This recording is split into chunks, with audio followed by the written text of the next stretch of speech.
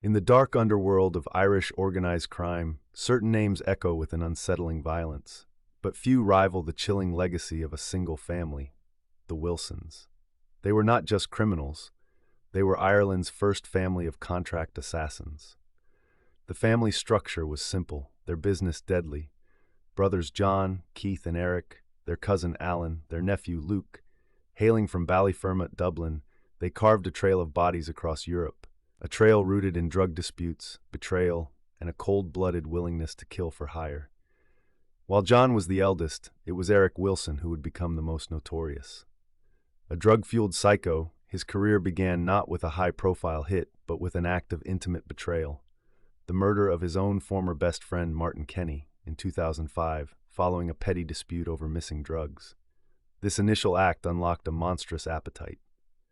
As a hitman, Eric Wilson was unmatched in his brutality and his sheer volume of contract slayings. At the height of his rampage, his fee wasn't just cash. It was a staggering kilo of pure cocaine, worth over €70,000 on the streets, for his own personal use. This was not a business. This was a descent into a coked-up, murderous addiction. This is the shocking true story of a family that turned murder into a high-demand service. A family that left a trail of more than a dozen bodies strewn across Ireland, the north, and the sun-drenched Costa del Sol. This is the story of the Hitman. One of the most savage details of Eric Wilson's early career involves a man named Roy Codington. Codington was a former drug dealer, desperately trying to protect himself. He had been threatened and beaten by dissident Republican extortionists and needed a gun, a Glock handgun, for protection. In a move he thought was clever, Codington approached Wilson. He had something Wilson needed to protect, an alibi. Months earlier, Codington had, by sheer chance, witnessed Eric Wilson carrying out a broad daylight hit in Drogheda. Wilson, then just 23, had been hired by fingless drug baron Martin Marlowe Hyland to kill a man named Paul Ree. Codington saw the whole thing. He didn't threaten Wilson with exposure, but he reminded him that he had kept his mouth shut. This, Codington believed, was his ace in the hole, enough to convince the young hitman to sell him a weapon. Wilson appeared to agree. The meeting was set for a secluded spot at Mornington Beach, near Drogheda, on March 22, 2007. At around 4 p.m., Codington parked his van. He got into a blue Ford Focus where Eric and his getaway driver waited. The car drove down a sandy track toward the dunes. But this was no arms deal. It was a fatal double-cross. Codington was dragged from the vehicle and into the dunes. Wilson immediately pulled a gun and fired. A shot to the chest. As the stunned victim lay there, bleeding on the sand, begging for his life, Eric Wilson leaned over him. He fired 2 more bullets into Codington's head. The 2 men sped away, leaving the body behind. Unbelievably, just meters away, on the other side of the dunes, a German woman and her 4 children were walking. She came upon the scene, tried desperately to comfort Codington in his last moments, but his injuries were too serious. He died there. For Gardaí, the murder was initially baffling. It was only later, through relentless investigation, that the chilling truth emerged. Codington wasn't killed over drugs or a feud. He was executed to silence the only witness to Wilson's previous contract killing. It was the 3rd murder attributed to the rising hitman. After the 2 Drogheda murders, Eric Wilson was in high demand. His reputation for cold-blooded efficiency earned him a spot on the roster of Ireland's biggest crime syndicate, the Kinahan cartel.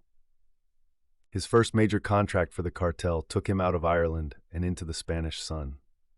In February 2008, he tracked down fugitive Dublin gangster Paddy Doyle. Doyle had been caught with his fingers in the till, blamed by the Kinahans for the disappearance of up to €500,000 of cartel cash. Wilson gunned him down. The work was lucrative, and the contracts kept coming. Later that summer, in a chilling demonstration of his mobility, Wilson flew to Belfast using one of his many false passports. The target, drug trafficker David Babyface Lindsay and his associate Alan Napper. This hit was arranged by a local rival, Micah the Panda Kelly, who lured Lindsay to a remote Codington house on the pretense of settling a dispute. Instead, Eric Wilson was waiting. Lindsay and Napper were never seen again. Disposing of bodies so that they vanished without a trace became one of Eric Wilson's grim specialties. Subsequent PSNI searches of the house revealed only traces of Lindsay's blood. Intelligence indicated Wilson's preferred method. He would bury his victims in lime-lined pits to accelerate decomposition and ensure nothing was left for police to find. He is the chief suspect in the disappearance and probable execution of a man named Alan Campbell in the south of Spain, around the same time. He is also believed to have executed another drug addict turned hitman, Christy Gilroy, in 2009 on behalf of a rival crime boss, simply to stop Gilroy from turning state's evidence if arrested. Guard-eye sources confirmed that much of this cold-blooded activity was fueled by Wilson's catastrophic cocaine addiction. When he demanded a kilo of cocaine as his fee, it was for his own personal use.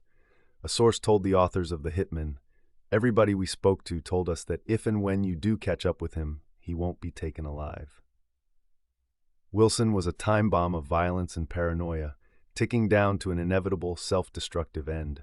For all his planning, his false passports, and his careful disposal of evidence, Eric Wilson's undoing came not from a massive Garda operation, but from a petty argument in a Spanish bar. It was the night of June 5, 2010. Wilson was drinking at an expat pub in the coastal town of Mijas. In a coked-up rage, he got into a row over a girl. The girl told a British criminal, a towering man known as Tall Dan Smith, that Wilson was groping her leg. Smith, no shrinking violet himself, wanted back in England for blowing off another man's fingers, ordered the diminutive Dubliner to leave. Eric Wilson stormed off, vowing revenge. He returned armed with a 9mm Parabellum pistol. He shot Tall Dan Smith 7 times.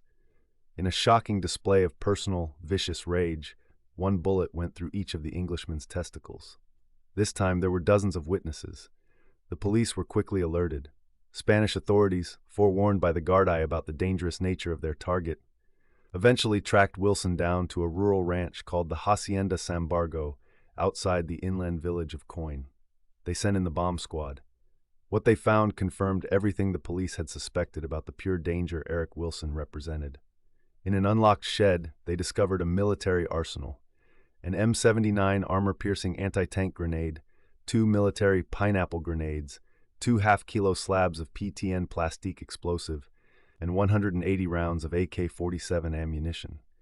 Inside his bedside locker were aluminium electric detonators for the plastique and manuals on how to use it all. Fortunately, he would never get the chance.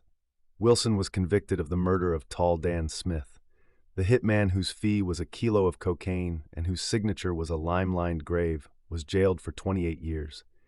Eric Wilson's capture and conviction was a seismic blow, but the criminal family structure did not immediately collapse.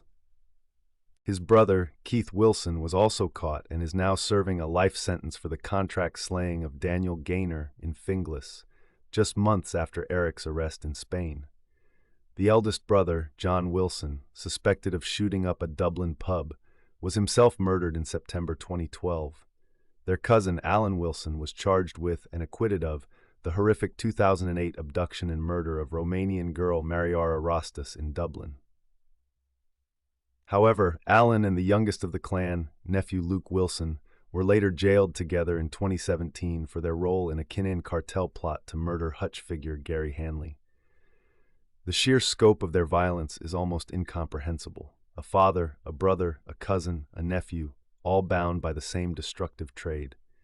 The Wilson clan left behind a wake of unimaginable devastation. They were the ultimate manifestation of Ireland's gangland evolution. A tightly knit family unit that perfected the trade of contract killing, escalating their price from cash to kilos of cocaine, and their reach from Ballyfermot to the Costa del Sol. Their story is a dark monument to the corrosive power of drug money and absolute violence, a testament to how quickly a family can go from a single crime to an absolute dynasty of destruction.